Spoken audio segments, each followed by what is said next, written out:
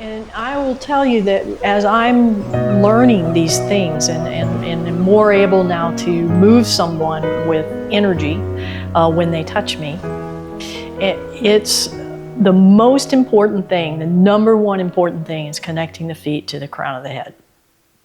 I can have all the other components in place and I can move them a little bit. But as soon as I connect the feet and the crown of my head, they start to move.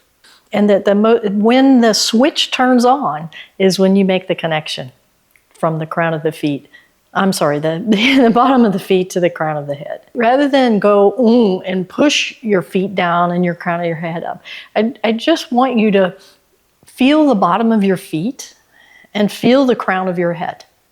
So you can either imagine that you're holding the sky up, and that's one side of the wall, and then your feet are contacting the other side, and now you're connected.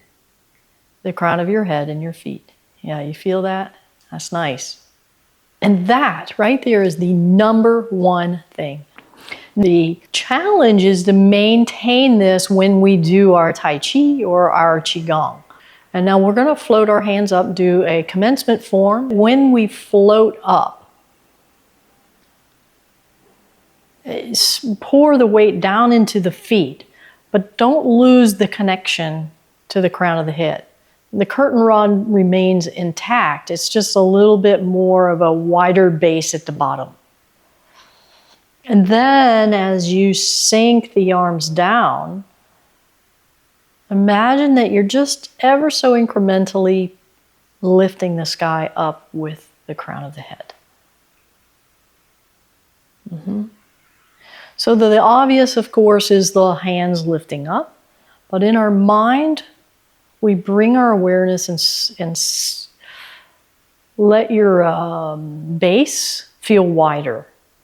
So that because you're pouring the weight down into your feet or below into the earth. Now as you let the arms go down, that's the obvious.